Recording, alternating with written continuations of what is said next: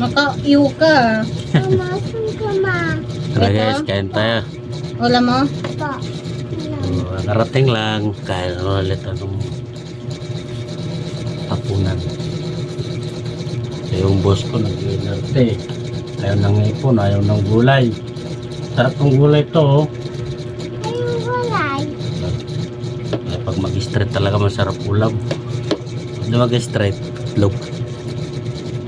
May gulay ka na rito, pakbit. Pakbit na ginisa.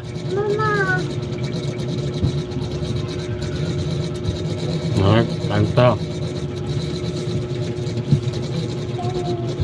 Hipon. Ayaw ko na ng hipon, nak. Ako makain na siya ng hipon. Usok ka dito. Dito ka, be. Dito ka. Sarap pala pag nag-stress. Dito ka na.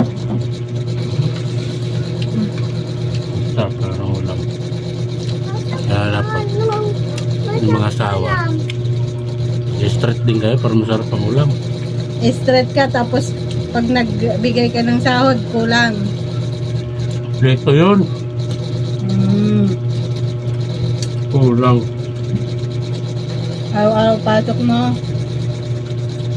Pag kinurintag yun, kasi nasa maliit na adak. O diba? Ang pahinanapan. Oh, Nak, diba? ang arte mo, ha? Diba? Wala, ayaw talaga kumain. Hindi kumakain ng anak ko ng ipon. Asim. Sabi ba naman? Iyak. Pero kanton. Kanton yung gusto nito eh. Pansit kanton. Ay, man ito, nak. Masarap naman to, ha?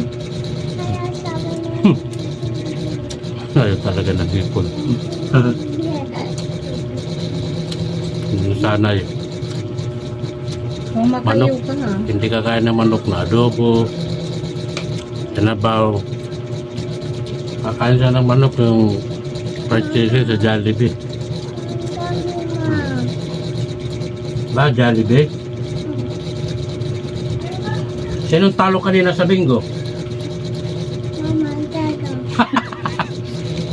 Ay, nakabili si mama ng ulam eh. Ayan o. Nakabili mo si mama ng ulam. Guys daw, hello guys daw, hello. O si babay na. Babay na sabi mo. Kain. Kain kayo, guys. Babay na. Babay guys. Babay na.